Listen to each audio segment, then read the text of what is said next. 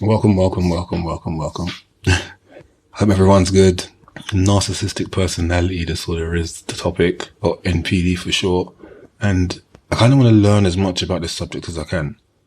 It wasn't until recently that I realized I actually grew up with Narcs. I kind of thought I just met them. Well, I have just met them, some of them, but I actually grew up around them. And now I'm definitely trying to find out how I can avoid bringing these new narcs into my life, because there's plenty of them out there. Like, we live in the internet age, so you see them every day. But I definitely want to avoid these individuals as much as possible. And hopefully something I say will resonate with you guys and vice versa. So yeah, let's get into it. See, what is a narcissist?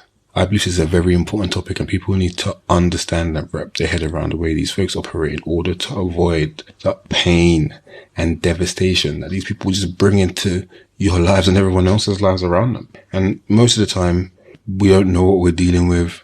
We have no title for it, and that's why we get caught. But yeah, we're here to share the knowledge so we can avoid that. See, the thing is, narcissist is a key word, and in fact, it's the number one key word that helps people find life-saving information. As I said before, the internet's an amazing place.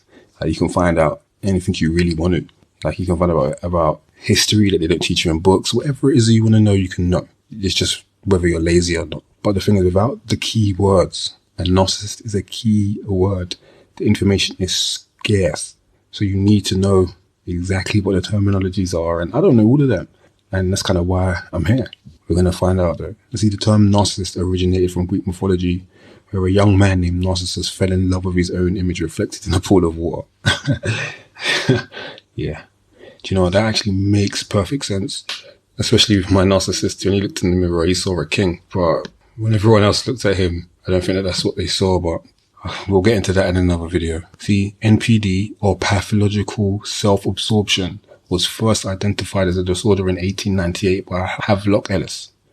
People with NPD are usually described as being the following: arrogant, check; self-centered, check; demanding, check; manipulative, check; and whatever kind of derogatory term you can come up with, that's who they are, really. But I mean, they often have this high value of themselves, which is cool. I mean, everyone should value themselves in everyone should hold themselves in high esteem, but they believe they're superior. See, and that's where the issue comes in, because my narcs specifically, and what kind of brought me into this situation, they haven't done anything to garner the kind of praise that they want to have, and it's just ridiculous. It's just ridiculous. Like, they also have this exaggerated belief, like, in their own talents and accomplishments. Again, like I said, this exaggerated belief in their accomplishments. But my particular narc didn't even hadn't accomplished nothing, but he acted as if like everyone should just bow down.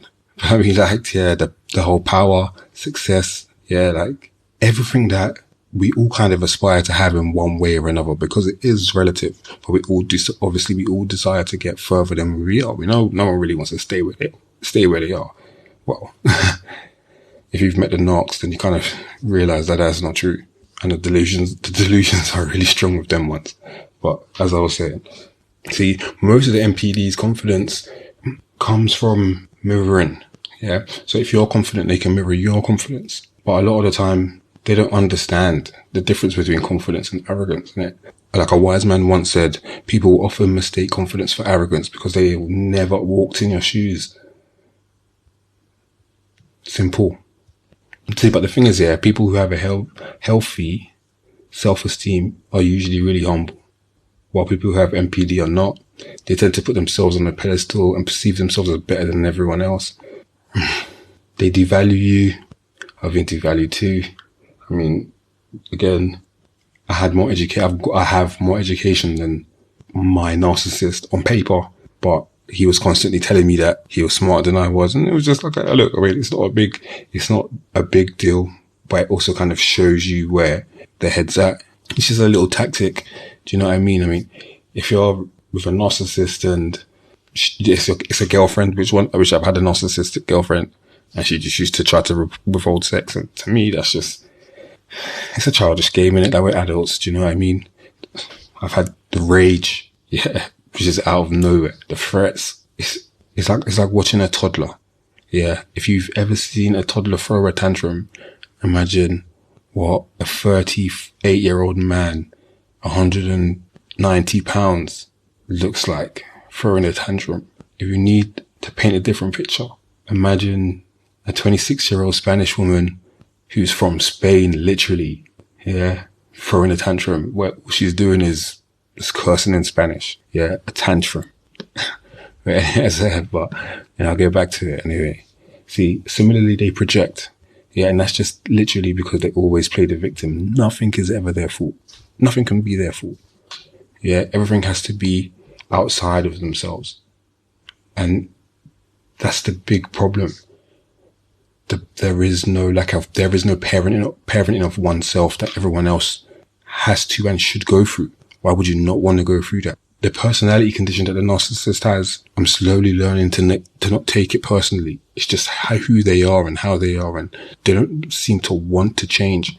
And it just demonstrates their psychopathic tendencies and their antisocial personality. And as they get older, it gets worse. So just breathe and just understand and know that, you know what? It's not personal. Like, no matter how crazy they try to make you feel, they're the crazy ones. We have to recognize how dangerous these individuals are, precisely because their pathology drives very much of their sordid behavior, especially towards others. The hyperinflated sense of entitlement, the grandiose feelings of superiority or uniqueness, delusions of infallibility, and an insistent disregard for the truth, the scheme making, the conniving behavior, that's part of their makeup. Rules, laws, integrity, those things only apply to us. It doesn't apply to them. It's very much a case of do as I say, not as I do. These individuals are so severely flawed of character that they handle failure much different than you and I, because they are not introspective or capable of reform and are lacking in empathy for others. I mean, we often see narcissists in glowing terms as a successful leader of industries or as heads of state, and yet more often than not, their tactics will likely, in time, ensure their own downfall, failure, or arrest, be it because they cheat on their taxes, because they embezzle money, or just because on the way up, they treated people badly, and on the way down, no one had any time for them. They devalue, and they torment family, friends, which when you actually think about it, they don't have any, or many of, should I say. Being around a narcissist is like being in a cult. They are the cult leader, and they need you to be their subject. One of the secrets, and I'll give this to you, is that they need you, but they just need you to think that you need them. So what happens in the end? It's difficult to predict. Each circumstance is different. Some will kick and flail and disappear for a while, intentionally, or they get incarcerated, biding their time until they can do it all over again. Others regroup, plan, scheme, and prepare for another entry into the lives of the unsuspecting victim when the opportunity arises. Others, unfortunately, will seek to do harm as they face a breakup, a divorce, or fired from a job, or are outed for their crimes, or are removed from office. Others will hound, stalk, or just make life intolerable for those around them, or who they deem responsible. The past can often give you insight as to what they might do, but one can never be sure. Humans are terribly complex. There are many people out there that are afflicted with a personality disorder, sensitive to the smallest of unrecognized but cataclysmic triggers. When you hear all of that, it should make you pause, think deeply about it. And if you don't believe what I'm saying, I'll tell you about one narcissist in particular.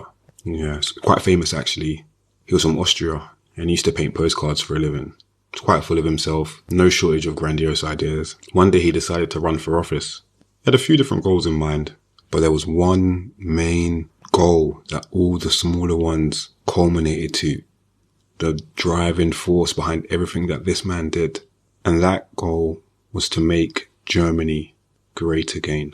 You've been listening to Solomanspath, and a wise man once said, "It is imperative to put knowledge before wisdom." Don't forget to like, share, and subscribe. I'm out. Peace.